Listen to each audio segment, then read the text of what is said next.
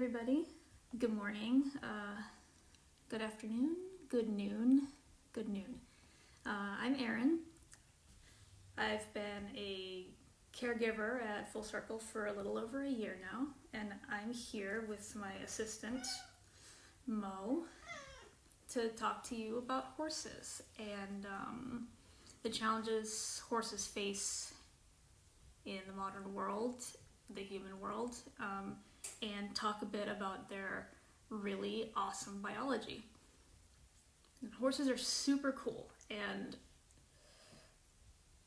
the world was built on the back of horses. They've been domesticated for over 5,000 years, and we owe all of human civilization to them. People talk about dogs being man's best friend, and dogs are amazing. I care for a dog. Her name is Cammy. She's sleeping in the living room. I love dogs. But domestic horses bond with humans just as readily as dogs do. And they've carried us from plowing fields to building castles, through wars, horrible wars, into the Industrial Revolution. Well, bye. Like I said, we owe a lot to the horse. And donkeys and mules, because they have done a lot of work too. We've made them do a lot of things. You can't sleep right there. I need to see my phone. Excuse me.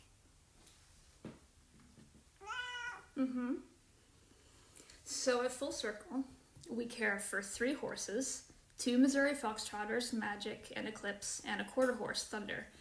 The breed only matters because that helps us know what genetic predispositions they may have medically. And we have 5 donkeys: Maddie, Andrea, Bron, Jeggy, and Shani. We allow them to live their best lives as they see fit, which often involves pestering us as we work, and we love them for it. So, let me close this. So in the movement, we talk a lot about cows, pigs, chickens, and other food animals. But we don't forget about horses, because there are a lot of problems that horses face in our world. And it's a complicated ethical quandary for a lot of people. People ask, what if I treat them very kindly? What if I'm always humane and don't use a saddle, a bit, a whip, or spurs? But vegans maintain the position that exploitation of any animal is morally unacceptable, even if you do it as kindly as you can.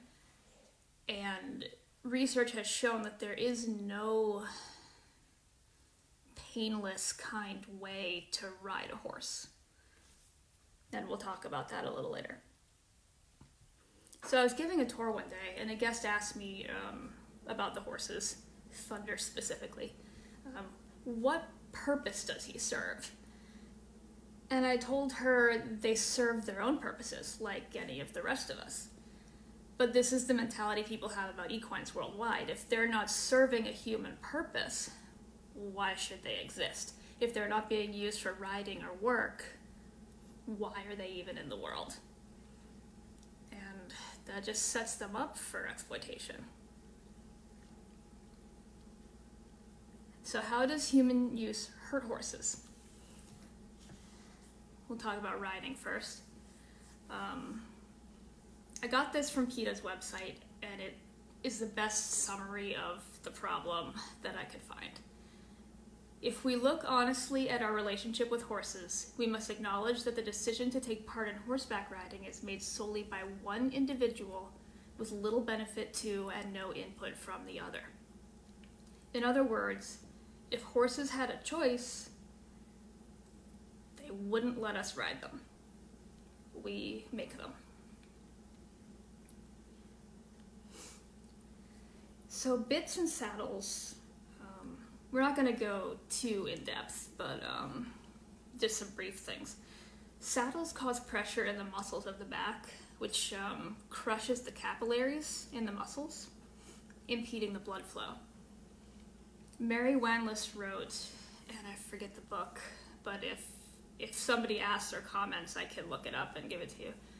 Perhaps one of the horse's saving graces is that the squeezing the blood out of his tissues causes pain for the first 10 to 15 minutes of a ride, and then his back goes numb.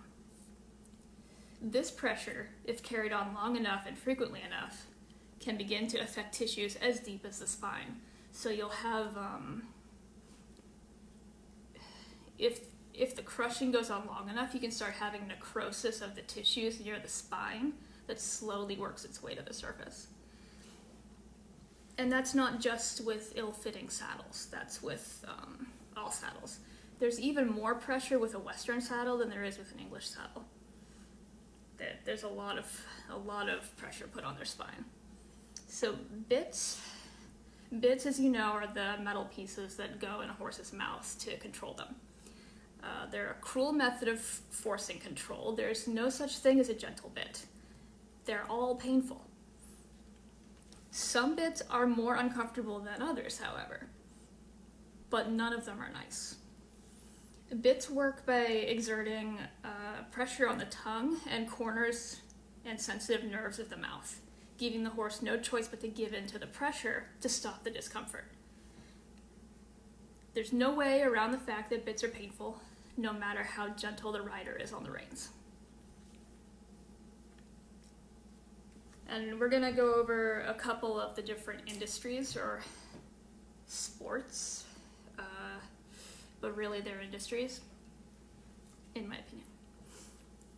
So racing. Americans are starting to realize just how perilous racing is for horses. Between 700 and 800 racehorses are injured and die every year, with a national average of about 2 breakdowns, and breakdown means a catastrophic injury, for every 1,000 starts.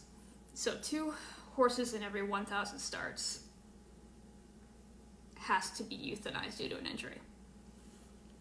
And these are 2 and 3 year olds generally. Horses that are raced are usually 2 and 3 year old colts and some fillies. According to the Jockey Club's equine injury database, nearly 10 horses died every week at American racetracks in 2018.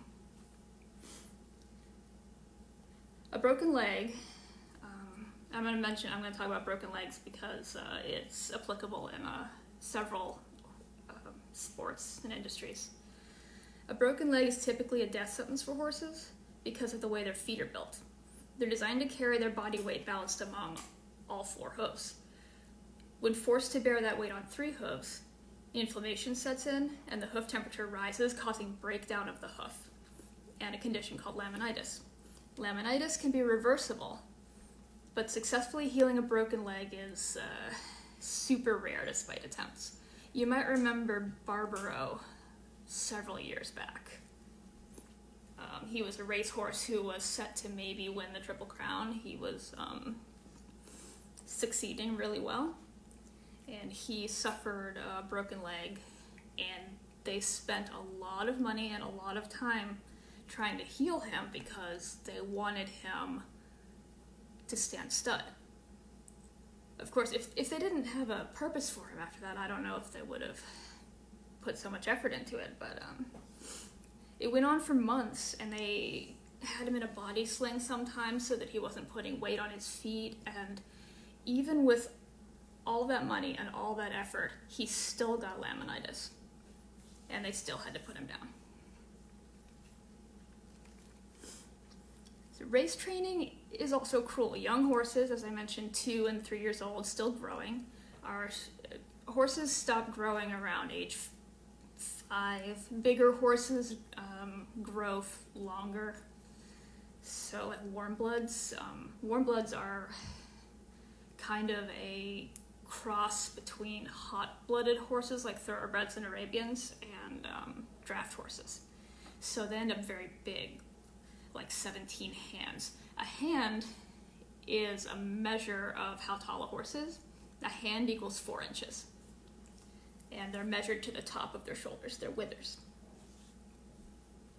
So warm bloods are very big, so they stop growing around 5 or 6. But these babies who are racing are still growing, and they still have growth plates in their legs that are injured easily and all that. So they're subjected to extreme physical exertion. Metal shoes are put on at a very young age to begin training, which doesn't allow the spongy hoof cartilage in their foot to develop properly because shoes kind of prevent the hoof from flexing normally. This results in orthopedic issues down the line. Of course, the long term doesn't matter to many horse breeders as they discard the horses at auction after their racing career is over. And there are some good rescue associations in America that save off-the-track thoroughbreds from auction and from their breeders directly. Can't think of any names off the top of my head, but they're out there. They're doing good work. So, rodeo. I think a lot of us understand the problems with rodeo, but many Americans still attend rodeos and still think it's a lot of fun. So, sport gaining more popularity in the United States right now is horse tripping. It's illegal in 12 states. The cowboy or charro ropes a galloping horse's legs and yanks them out from under her. I don't need to explain the problem with this or the potential for catastrophic injury. Horse bucking. When the cowboy rides a bucking stallion and tries to stay on as long as he can. These horses are, for lack of a better word, tortured to cause them to be fearful and panicked, so that they buck frantically so the cowboy can try to stay on as long as he can. There's, I forget what it's called, there's a strap that goes around the flank of the horse that kind of pinches their flank and genitals that causes them a lot of discomfort and makes them buck a whole bunch. You'll see it if you ever watch a video of bronco bucking. And I have to mention calf roping.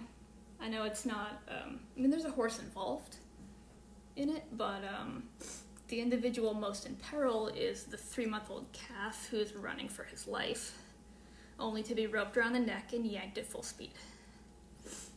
Many calves suffer broken necks, backs, and legs. This is a sport in America.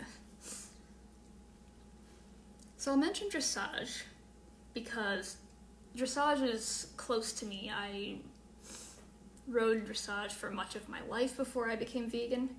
I had several horses that I rode dressage. It's the sport where you might say it looks like the horses are dancing, sometimes to music. You've probably seen it in the Summer Olympics. So we talked about bits earlier. When a horse reaches to a double bridle, that means 2 bits, double the pressure. But add to that a chain that runs under and constricts against her bony chin when the new bit is pulled. The leverage the rider now exerts is exponentially greater than with the single bit. And by leverage, I mean pain.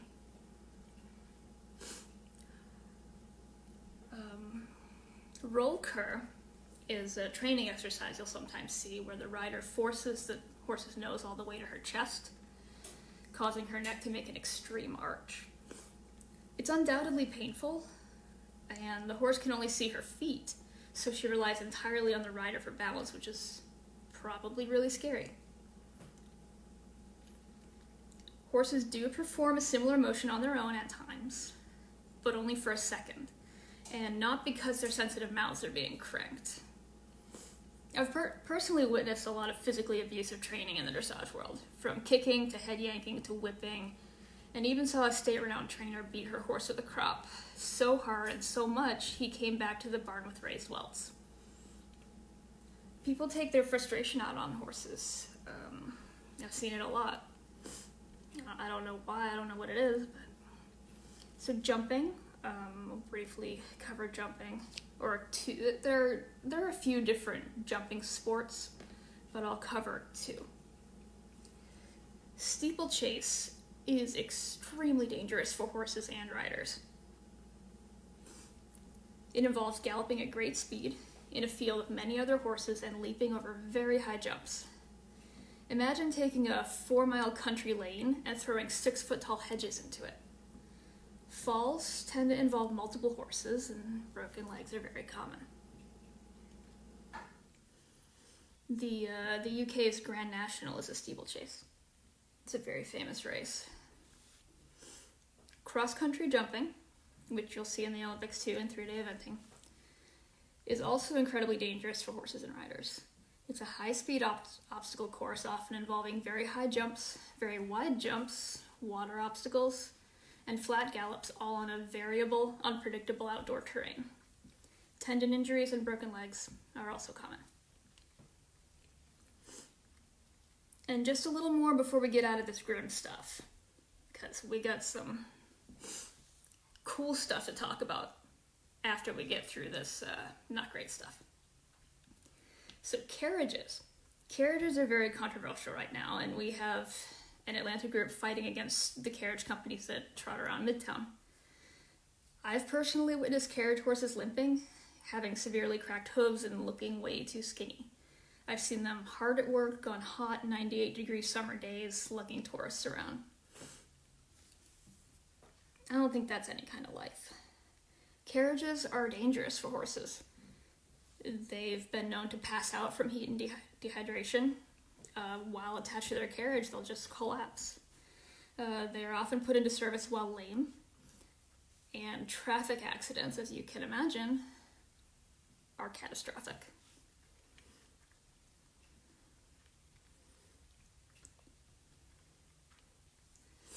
So another way that human action has hurt horses is breeding, kind of like with most other intensively farmed animals. There are lots of horse breeds and lots of issues, but I'm only going to talk about a few. Thoroughbreds have been bred over decades to have thinner and thinner legs to make them more aerodynamic for racing. This, logically, has led to an increased rate of broken legs. Breed associations have begun to regulate minimum leg diameter in breeding in hopes to stave off the problem getting worse, but the best thing they could do for the horses is abolish racing. Quarter horses, the ones you'll see cowboys ride usually. You'll see them in rodeos a lot, and barrel racing and things like that.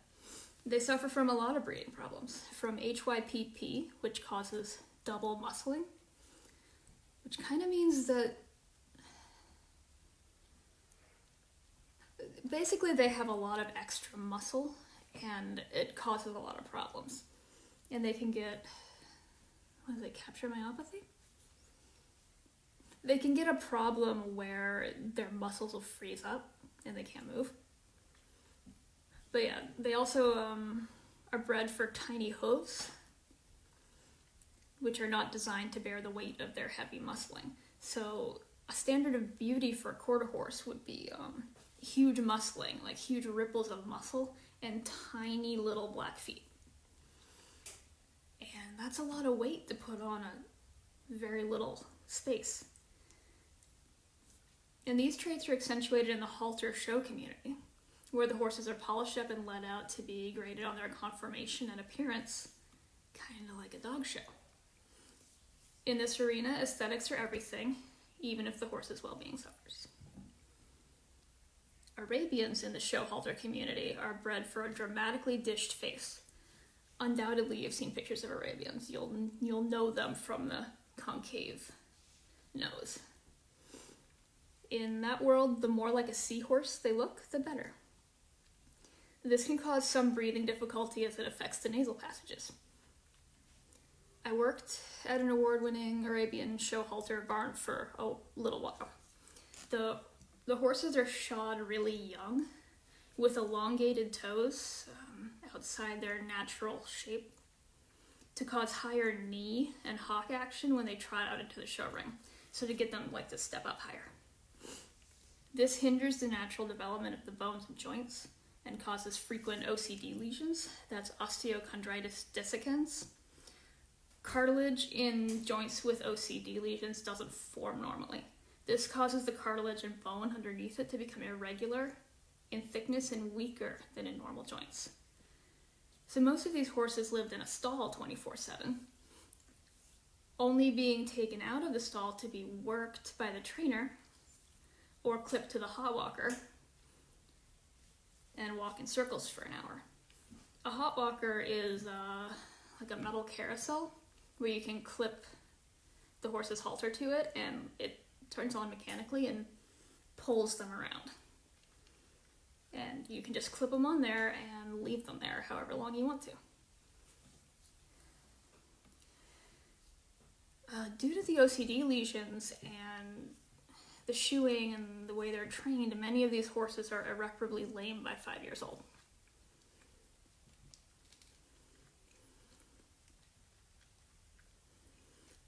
So when horses retire from their industry, be it racing, rodeo, halter, and others, or if they're simply unwanted,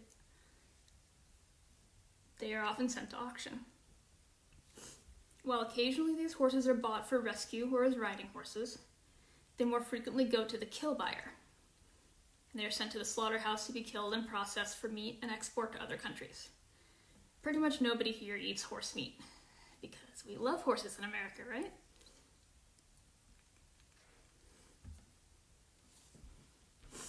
So what about donkeys and mules? In the developing world, donkeys and mules are still used for labor and carrying heavy items. In the United States, donkeys are treated as a novelty, frequently kept as pets or used as entertainment for children.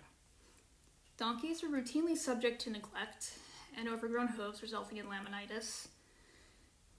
Donkey foals are often weaned too early and sold to inexperienced caretakers while they're still cute. When I was a vet assistant, I once went on a call where the family had bought a tiny Sicilian donkey, like a little baby, very young foal named Cosmo. And he was so weak, he was laying on the ground unable to move. The family had been trying to feed him grain. The vet gave him some IV glucose and fluids and mixed up a bucket of Folec formula. The sugar revived Cosmo. He jumped up and pranced around, and he drank the formula greedily from the bucket. A lot of people don't realize that equines, donkeys included, are very high maintenance and have specialized needs. When they're marketed as pets and novelties, they face a high danger of neglect due to ignorance.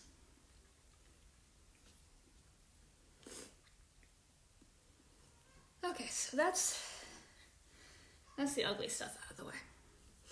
Let's talk about some cooler stuff. How can we work safely around horses without harsh training methods? They're very big. They can be dangerous. We have to have a way to safely care for them, right? So, equines are very food motivated. They love treats. Cookies, carrots, apples, watermelon rinds, pastry. They love it. A great many behaviors can be trained using a positive reinforcement system, and no hands on the horse at all. But since horses are so big and potentially dangerous, when rescuing horses, it is a good idea to train them to move away from gentle pressure.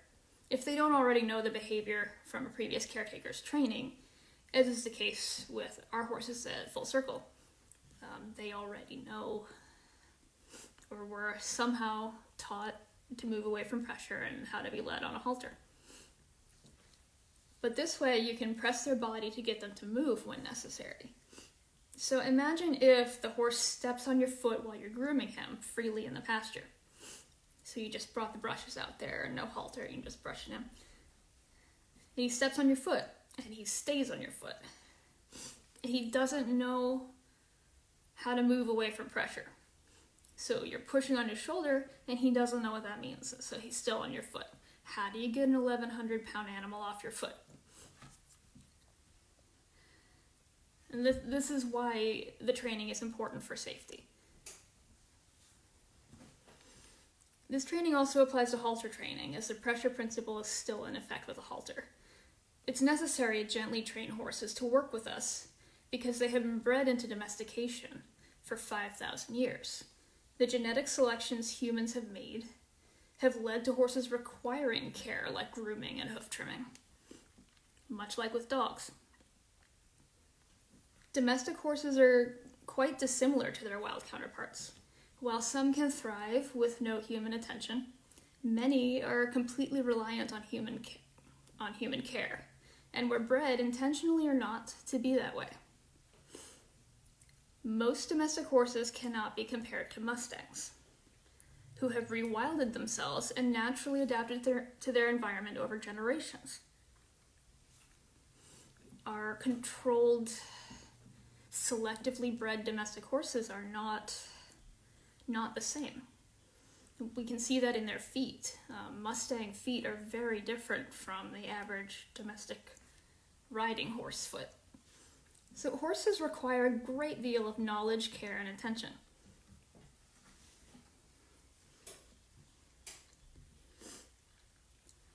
So let's go on to horse behavior. Let's talk about horses themselves, like what they're like. They have, they're not especially vocal animals compared to others like pigs, who are very vocal. Horses will say things, especially mothers to their foals, but it's very situational when they say things. So the whinny is the most commonly known sound. You hear it in movies all the time, because in movies they think horses whinny anytime something happens, like they move forward, they whinny, I don't know. But that's the sound most people associate with horses. It's a piercing, high-pitched call, and it's generally used to locate other herd mates. A scream or a squeal is a very loud, high-pitched noise that denotes either a threat or fear or panic.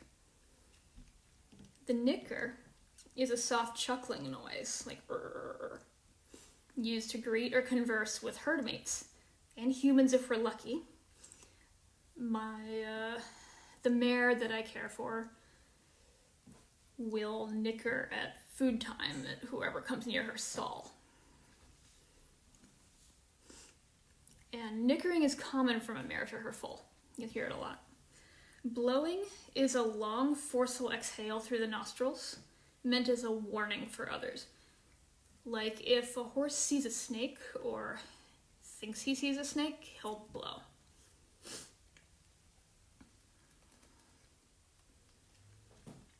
Horses are good at telling us exactly how they're feeling. The only problem is most people don't know how to speak horse. So here are a few body language things. If a horse's tail is high, they are alert or excited. So high means they've lifted the muscle up and they're holding it up and it's kind of flagging behind. Low, it's a sign of exhaustion, fear, pain, or submission. If the tail is curled up over his back, and you'll see it a lot in foals when they're playing, they're playful or they're very alarmed. And I've seen it in Arabians too when they're really excited and trotting around. If the tail is swishing violently, they're irritated or hitting flies.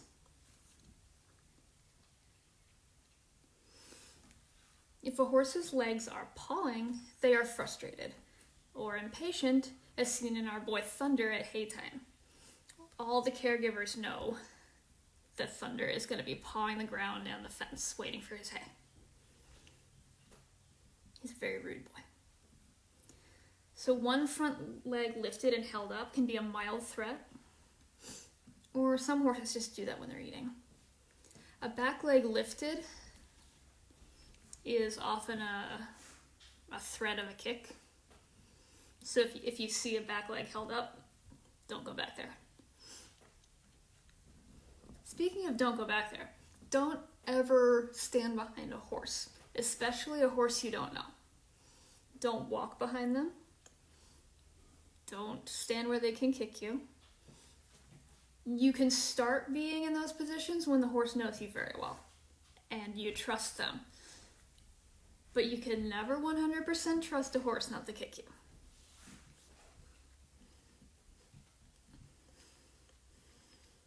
It's not that they're being mean, it's just they have reasons. So stamping, like, indicates a mild threat or protest.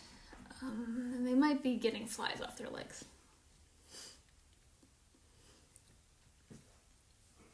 Facial expressions, we're not going to go through them all, but I do want to mention the phlegm response. You may have seen pictures of it, and it looks really funny. The horse's lip curls up over his nostrils, and he exposes his teeth and gums, and he lifts his head high in the air. This is to trap a scent in the olfactory chamber and analyze it, for lack of a better word. Stallions do it a lot when they sense a mare in heat. And showing white around the eyes usually means a horse is angry or scared. If you see that, be very wary. However, if the horse is an Appaloosa or a paint, and Appaloosa are the spotted horses, paints are the splotchy, different colored ones. That's kind of natural in their breeds. But the mare I've had since I was 19, she has white around one eye. And it doesn't mean anything other than she has white around one eye. The horse's ears are very expressive. Pricked ears held stiff and pointed forward mean the horse is alert and paying attention to whatever he's looking at. Airplane ears is when the ears flop out laterally, like to the sides, with the openings facing down. It usually means the horse is tired or depressed. Drooped ears hang down loosely to the side, and it usually means they're extremely tired or in a lot of pain. But ears pinned flat against the neck means like flat back, means watch out, he's very, very mad.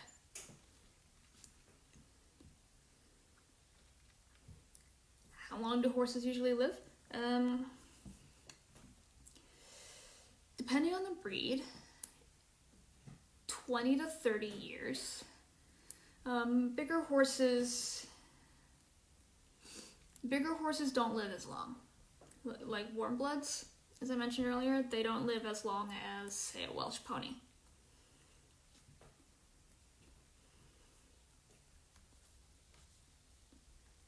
But I'd say 25 is a good average.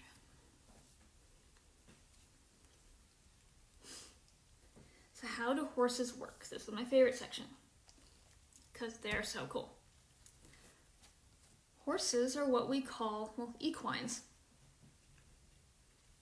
Horses, donkeys, and mules, and rhinos, I don't remember who else, are what we call hindgut fermenters. What we mean by that is they ferment plant matter in their large intestine. Unlike ruminants, or cows, or goats, or deer, who ferment plant matter in one of the 4 chambers of their stomachs, horses have one stomach with one chamber. And it's here that grains get broken down before being sent into the intestines. The small intestine absorbs the starches and proteins from grains and fodder, and the rough plant matter, such as grass and hay that couldn't be broken down, as well as any excess starches and proteins, continues into the large intestine, where it collects in the cecum. The cecum is a pouch that comes off of the large intestine at its beginning, where it connects to the small intestine. And rough plant matter collects in the cecum and ferments. The cecum takes up a large portion of the horse's abdomen. In the cecum, plant matter, when it's fermented, it releases volatile fatty acids, VFAs, which are absorbed by the large intestine's walls.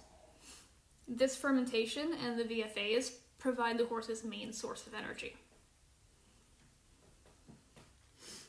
Nature designed horses to eat grass all day, every day. Horses' digestive systems need to be constantly working.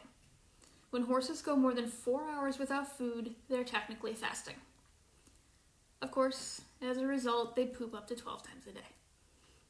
In an ideal world, grass is all horses would eat or need to eat, but human use and controlled breeding have rendered many horses unable to keep up their energy and protein demands on grass alone.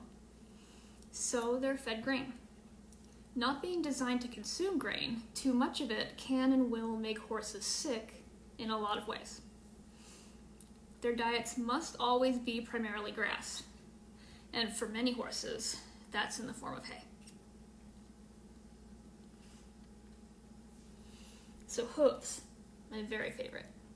I'm a hoof nerd.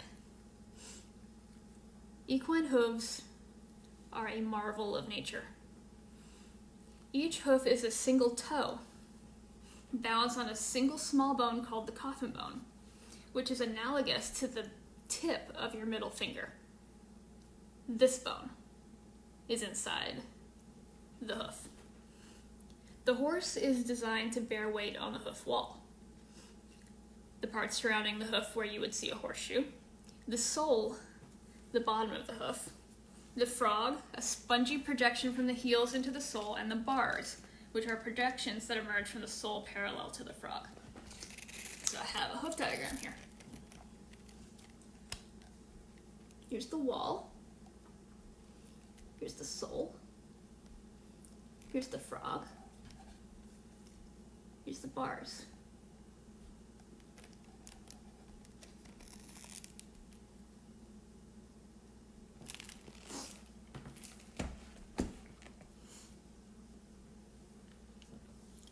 There are lots of schools of thought on natural weight bearing, but what I was taught makes sense to me.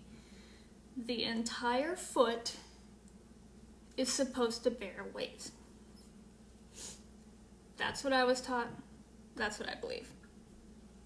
Some people believe that only the wall is supposed to bear weight, but that's kind of like standing on just your fingernails.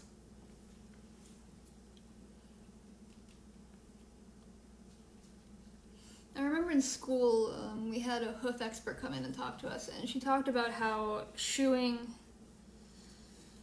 and putting all the weight bearing on just the wall of the hoof would cause the capsule of the hoof, as we call it, to like rise up the leg a little bit, and the coffin bone inside it to sink down. And you would see like a ridge on the horse's foot, like where the hair connects to the hoof, a ridge rising up where it got pushed up. So I don't think that just the wall is supposed to bear weight. So unshod hooves are very dynamic. When the hoof makes contact with the ground, it flexes and spreads out like a pancake. And it compresses the spongy cartilage in the heels. When the hoof lifts off, it contracts again. This pumps blood and lymph, which is important for immunity, up through the leg. Horses have weaker circulation in their legs than in other parts of their bodies, so this is important for keeping blood moving. So in horses who didn't develop the cartilage the way they were supposed to because they were shod too young, they don't necessarily have that blood pumping action in their foot.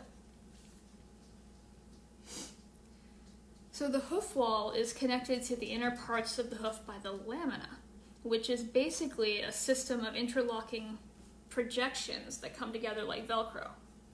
The bond is extremely strong, and it must be because the impact of the hoof on the ground is literally a ton of pressure. Literally.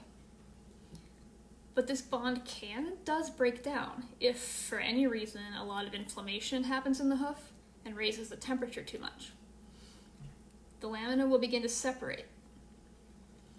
This is a condition called laminitis, also called founder. Laminitis can happen from obesity, overfeeding, overworking, bad foot care, fever, and others. So as you can see, horses require a lot of knowledge and understanding of otherwise bad things can happen. The lamina are what hold the coffin bone in place, this bone inside the foot. When the lamina lose their hold, the coffin bone begins to rotate, point down.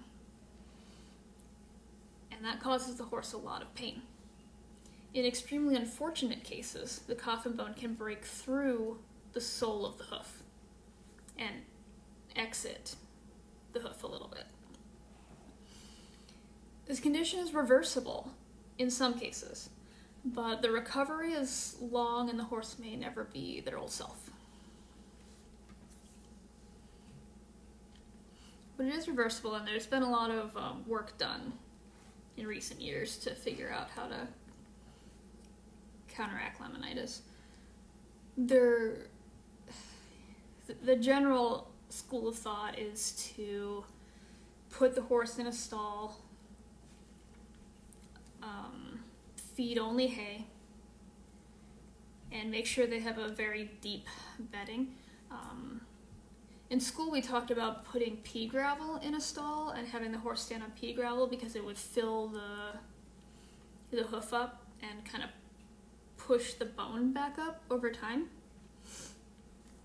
But they're still working on it. And the piston pendulum effect. This is really cool. And not a lot of people know about it, but it's really cool. Horses have a mesentery, which is like a membrane in the abdomen that holds the intestines in place. They have a mesentery that is only attached to the small intestine, which allows the intestines to move freely in the abdomen rather than be held in place. While this does pose a problem in certain circumstances, like torsion colics and things like that, like the intestines can wrap around each other and cut off blood flow. If horses, for any reason, are rolling too much or whatever. But it has given the horse the incredible ability to run the way he does. At a gallop, this trait reduces the amount of work the horse has to exert in order to keep moving. As the horse lands with his front feet, the abdominal organs shift forward, exerting pressure on the diaphragm. This aids in exhalation. This pushes the air out of his lungs.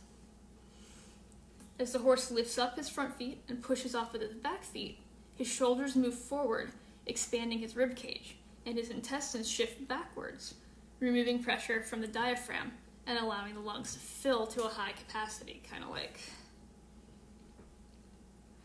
a bellows. So that's what allows them to have such efficiency when running at a high gallop. So that's pretty much all I have prepared. Does anybody have any questions?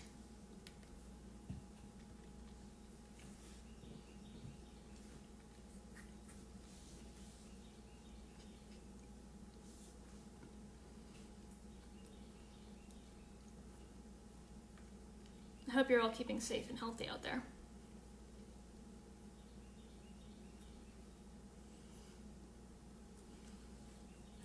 At a gallop, yeah, the horse is like auto-breathing.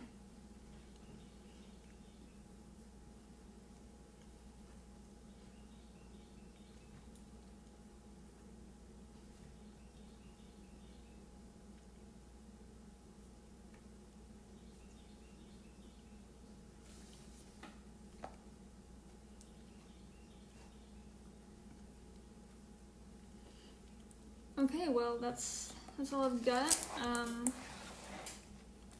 Oh, okay. Basic things people can do to advocate for horses in everyday life.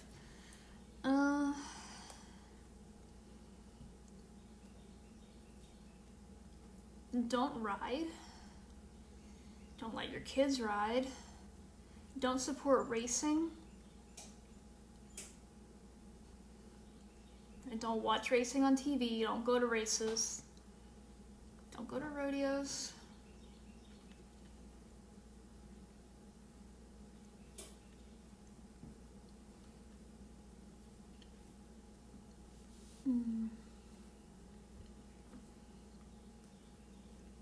I guess just talk to people when you encounter them. Talk to people about the problems, because when you get to the bottom of it, the horse was given no choice. And if he had a choice, he wouldn't be doing what you're making him do. And that's all that should matter. And donkeys live a bit longer than horses. Like 25 to 30, I'd say.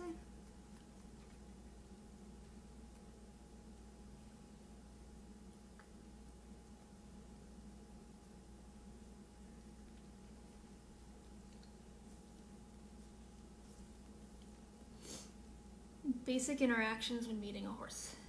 Well, don't just like with a dog, don't walk up to him and start petting all over him. It's rude. Let him smell you first.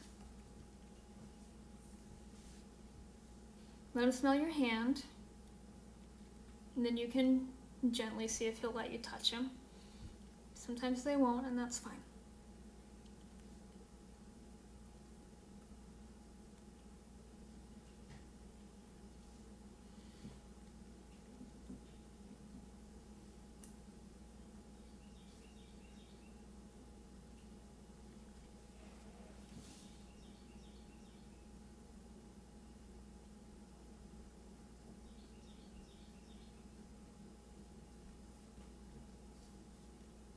Well, I guess, a few more minutes. I was planning to go till about 1. I can talk to you about our horses. Thunder is our most famous horse.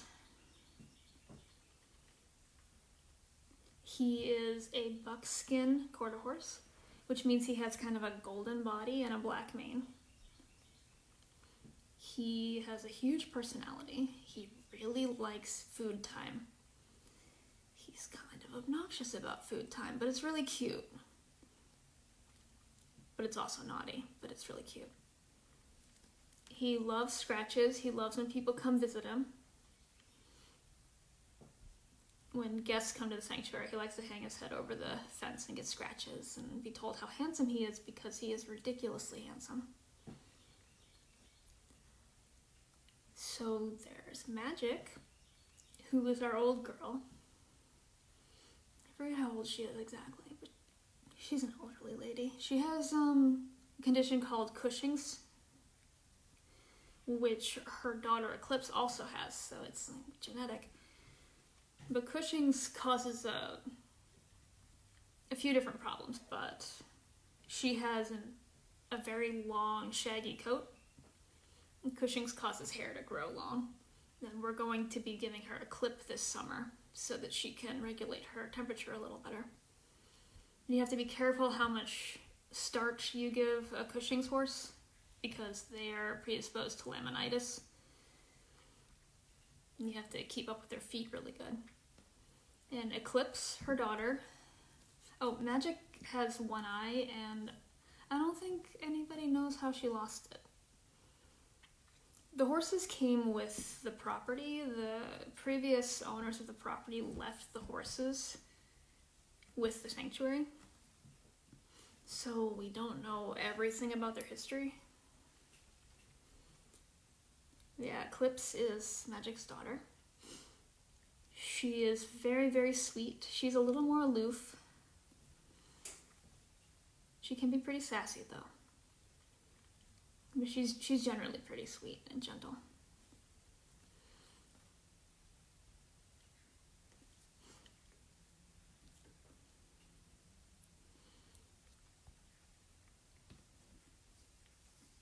Any other questions?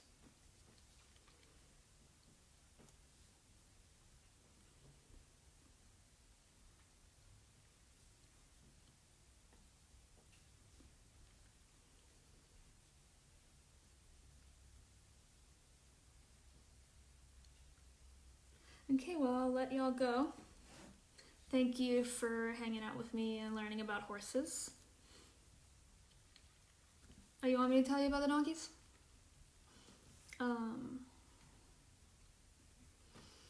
Let's see, who first? Go with Jaggy. Jaggy is dark brown donkey. She is Shani's mother. Jaggy's very sweet. She's probably the most touchable donkey we have. She likes her ears scratched. Shani likes her ears scratched too, if you can get her to hold still long enough. Our donkeys aren't as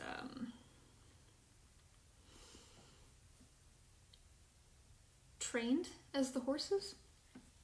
They don't understand halter. You can put a halter on them, but they don't understand being led yet. I'm working on it.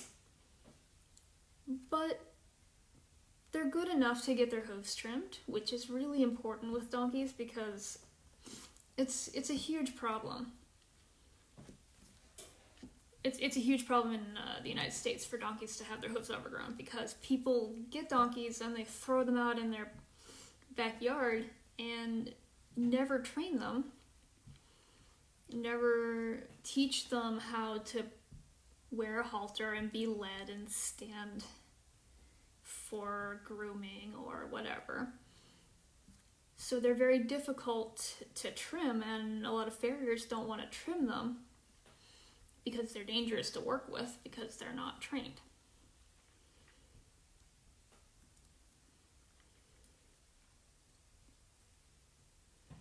So other donkeys. Maddie is a polka dotted white and brown donkey. She is Andrea's mother. Maddie is a firecracker. She's feisty and I love her. She's a good one. And there's Andrea, who is the shyest donkey. She's sweet, but you can barely get your hands on her, but we manage. And Bron is our donkey gelding. He came to the sanctuary as a stallion with Maddie and Andrea. So he's Andrea's dad. But when he got to the sanctuary, we had to keep him separated, and he was very unhappy about that. And he was eventually neutered, gelded, so he can be with them again. And then they're a whole little family. He's such a gentleman. He's so good.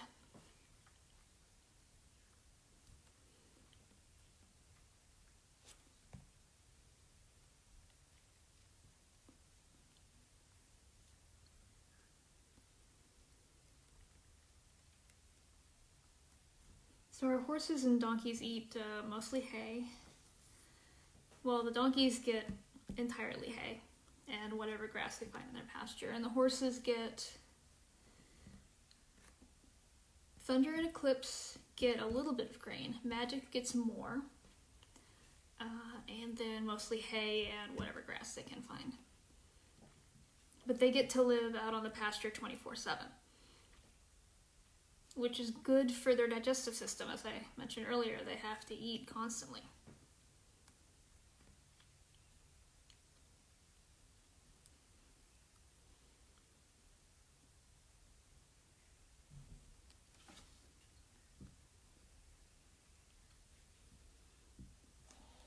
Okay, well, I'll wrap this up. I hope y'all can come visit us when this whole situation blows over. I hope you stay safe and healthy and do good things for the animals.